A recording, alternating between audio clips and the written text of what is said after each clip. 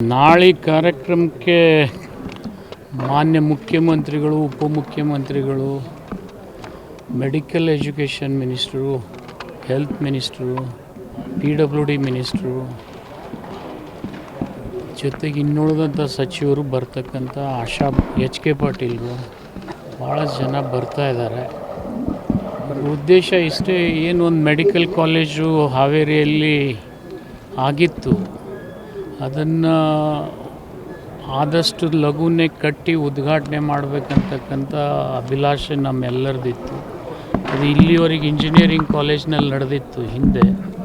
ಅದನ್ನು ಲೋಕಸಭೆ ಚುನಾವಣೆಗಿಂತ ಪೂರ್ವದಲ್ಲೇ ಕಟ್ಟಡವನ್ನು ಮಾಡಿ ಎಲ್ಲ ವಿದ್ಯಾರ್ಥಿನಿಯರಿಗೆ ನಾವು ಮೆಡಿಕಲ್ ಕಾಲೇಜ್ ಕ್ಯಾಂಪಸ್ನಲ್ಲೇ ತೊಗೊಂಬಂದಿದ್ವಿ.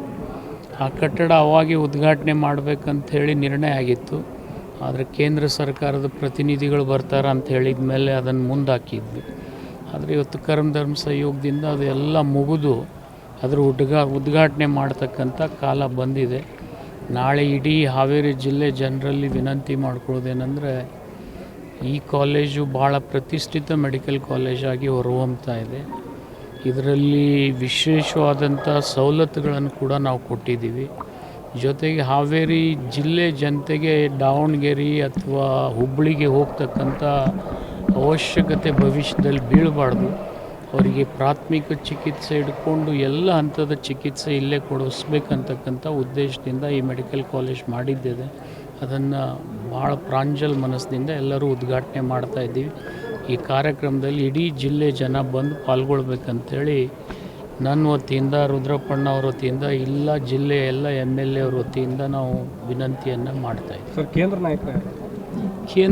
ನಾಯಕರನ್ನು ಕರ್ಕೊಂಬರ್ತಕ್ಕಂಥ ಜವಾಬ್ದಾರಿಯವರು ಬೊಮ್ಮಾಯಿ ಅವರು ತೊಗೊಂಡಿದ್ದಾರೆ. ಯಾಕಂದರೆ ಅವರೇ ಹೇಳಿದರು, ಹಿಂದೆ ಇದನ್ನು ಉದ್ಘಾಟನೆ ನಾವು ಲೋಕಸಭೆ ಚುನಾವಣೆಗಿಂತ ಪೂರ್ವದಲ್ಲೇ ಮಾಡಬೇಕಂದಿದ್ವಿ, ಆದರೆ ಕೇಂದ್ರ ನಾಯಕರನ್ನ ಕರ್ತರ್ತೀವಿ ಅಂತ ಹೇಳಿ ಅವ್ರು ಮಾತು ಕೊಟ್ಟಿದ್ರು. ಅದಕ್ಕೆ ನಾವು ಮುಂದಾಕಿದ್ದೀವಿ. ಅದನ್ನು ನಾಳೆ ಬೊಮ್ಮಾಯಿ ಅವ್ರಿಗೆ ನಾವು ಕೇಳ್ಬೋದು. ಸಿದ್ದರಾಮಯ್ಯವರು ಅತಿ ಹೆಚ್ಚು ಈಗ ಅದು ಅವ್ರು ನೋಡಿ, ಅವರು ಮೊದಲು ಮುಖ್ಯಮಂತ್ರಿ ಆದಮೇಲೂ ಕೂಡ ಹಾವೇರಿ ಜಿಲ್ಲಾ ಆಸ್ಪತ್ರೆಗೆ ಬಂದಿದ್ದರು. ಇವತ್ತು ಅತಿ ಹೆಚ್ಚಿನ ಅವಧಿಗೆ ರಾಜ್ಯದಲ್ಲಿ ಮುಖ್ಯಮಂತ್ರಿಗಳಾಗಿ ಕಾರ್ಯನಿರ್ವಹಿಸಿರ್ತಕ್ಕಂಥ ಮೊದಲನೇ ಸಲ ನಾನು ಅವ್ರಿಗೆ ಕೃತಜ್ಞತೆಯನ್ನು ಸಲ್ಲಿಸ್ತೀನಿ. ನಾಳೆ ಆ ದಾಖಲೆ ಮುರಿದ ಮೇಲೆ ಹಾವೇರಿಗೆ ಕಾಲು ಇಡ್ತಾ ಇದ್ದಾರೆ. ಅದಕ್ಕೂ ಸ್ವಾಗತ ಮಾಡ್ತಾ ಇದ್ದೀನಿ. ವಿಶೇಷತೆ ಅಂದರೆ ಅವರ ಈ ಕಾಲಾವಧಿಗೆ ಇಂಥ ಒಂದು ಲೋಕಾರ್ಪಣೆ ಮಾಡ್ತಕ್ಕಂಥ ಕಾಲೇಜು ಅವರ ಅಧಿಕಾರದ ಅವಧಿಯಲ್ಲಿ ಬಹುತೇಕ ಮೆಡಿಕಲ್ ಕಾಲೇಜ್ ಉದ್ಘಾಟನೆ ಮಾಡ್ತಕ್ಕಂಥದ್ದು ಅವ್ರದ್ದು ಮೊದಲೇದು ಅನ್ನಿಸ್ತದೆ. ಅದು ಅವರಿಗೊಂದು ಕೊಡುಗೆ ಕೂಡ ಹೌದು. ಬಹಳಷ್ಟು ಕಡೆ ಪೊಲಿಟಿಕಲಿ ಚರ್ಚೆ ಆಗ್ತಿರೋದೇನು ಅಂತ ಹೇಳಿದರೆ, ದೇವರಾಜ್ ಅರಸು ಅವರು ದಾಖಲೆ ಮುರಿಬೇಕು ಅನ್ನೋ ಕಾರಣಕ್ಕೆ ಅವರು ಒಪ್ಪಂದನ ಹಂಗೆ ಇಟ್ಕೊಂಡಿದ್ದಾರೆ. ಅದಾದ ನಂತರ ಅವರು CM ಕುರ್ಚಿ ಬಿಟ್ಕೊಡ್ಬೋದು ಅನ್ನುವಂಥ ಪೊಲಿಟಿಕಲಿ ಒಂದು ಚರ್ಚೆ. ನನಗೆ ಆ ಊಹಾಪೋಹ ಗೊತ್ತಿಲ್ಲ. ಇಲ್ಲ, ಊಹಾಪೋಹ ಅಲ್ಲ, ಈ ಥರದ ಚರ್ಚೆ. ಆ ಊಹಾಪೋಹ ನನಗೆ ಗೊತ್ತಿಲ್ಲ. ನನಗೆ ಗೊತ್ತಿರೋದು, ನನಗೊಂದು ಸಂತೋಷ ಏನಂದರೆ, ನಾನು ಜಿಲ್ಲಾ ಉಸ್ತುವಾರಿ ಇರ್ತಕ್ಕಂಥ ಒಂದು ಜಿಲ್ಲೆಗೆ ಅವರು ಒಂದು ಸರ್ತಿ ಅಧಿಕಾರ ವಹಿಸ್ಕೊಂಡ್ಮೇಲೆ ಬಂದು ಮೊದಲನೇ ರಿವ್ಯೂ ಮೀಟಿಂಗ್ ಕೂಡ ಹಾವೇರಿಯಲ್ಲೇ ಮಾಡಿದರು. ಮತ್ತು ಇವತ್ತು ಮೊದಲನೇ ಭಾಳ ಪ್ರತಿಷ್ಠಿತವಾದಂಥ ಮೆಡಿಕಲ್ ಕಾಲೇಜ್, ವಿಶೇಷವಾಗಿ ಇದನ್ನೇ ಮೆಡಿಕಲ್ ಕಾಲೇಜು ಚಿಕ್ಕಬಳ್ಳಾಪುರದವ್ರು 800 ಕೋಟಿ ಖರ್ಚು ಮಾಡಿದ್ದಾರೆ. ನಾವು 500 ಕೋಟಿದಲ್ಲಿ ಮುಗಿಸಿ ಲೋಕಾರ್ಪಣೆ ಕೂಡ ಮಾಡ್ತಾಯಿದ್ದೀವಿ. ಅದು 800 ಕೋಟಿ ಖರ್ಚಾಗಿ ದಿನ ಲೋಕಾರ್ಪಣೆ ಆಗಿಲ್ಲ. ನಮ್ಮದು ಲೋಕಾರ್ಪಣೆ ಆಗ್ತಾಯಿದೆ. DCM ಅವರು ಬರ್ತಿದ್ದಾರೆ ಸರ್ ನಾಳೆ? 100% ಬರ್ತಾರೆ. ಮತ್ತು ಜಿಲ್ಲೆಯ ಮಠಾಧೀಶರನ್ನು ಯಾರ್ಯಾರು ಆಹ್ವಾನ ಮಾಡಿದ್ರಿ ಸರ್ ಕಾರ್ಯಕ್ರಮಕ್ಕೆ? ಇಲ್ಲ, ನಾವು ಮಠಾಧೀಶರು ಅಂತ ಏನು ಮಾಡಿಲ್ಲ. ಸ್ವಾಮೀಜಿಗಳು ಮತ್ತು ಈ ಥರದ ಇಲ್ಲ, ನಾವು ಅವ್ರನ್ನ ಯಾರು ಬಂದರೆ ಪಾಪ ಹುಕ್ಕೇರಿ ಮಠದ ಪರಮ ಪೂಜ್ಯರನ್ನ ರುದ್ರಪ್ಪಣ್ಣ ಕರ್ಕೊಂಬರ್ತಾರೆ, DC ಅವರು ಕರ್ಕೊಂಬರ್ತಾರೆ. ಅವ್ರು ಕರ್ಕೊಂಬಂದರೆ ಅವರು ಬಂದು ಈ ಸಭೆಗೆ ಶೋಭೆಗೆ ತರಬೇಕು, ಆಶೀರ್ವಾದ ಮಾಡಬೇಕಂತ ಅವರಲ್ಲಿ ನಾನು ವಿನಂತಿ ಮಾಡ್ಕೊತೀನಿ. Thank you.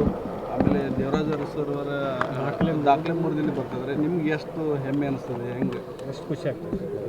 ನಾವು ಇದು ಡೇಟು ನಾನೇ ಫಿಕ್ಸ್ ಮಾಡಿದ್ದು.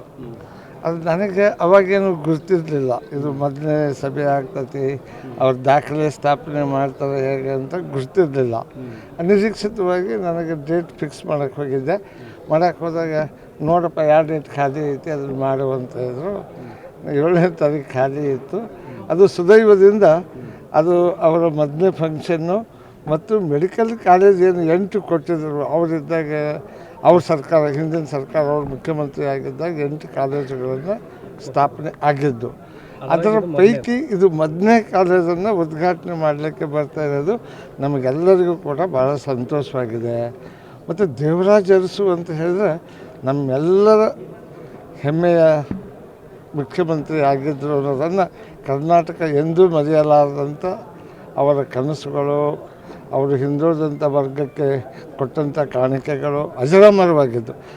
ಅದರ ದಾಖಲೆಯನ್ನು, ಅವತ್ತಿನ ರಾಜಕಾರಣನೇ ಬೇರೆ ಇತ್ತು, ಇವತ್ತಿನ ರಾಜಕಾರಣನೇ ಬೇರೆ. ಆದರೆ ಆ ದಾಖಲೆಯನ್ನು ಮುರಿತಕ್ಕಂಥ ಒಬ್ಬ ಮಹಾನ್ ವ್ಯಕ್ತಿ ಅದು ಮೈಸೂರು ಜಿಲ್ಲೆಯವರು.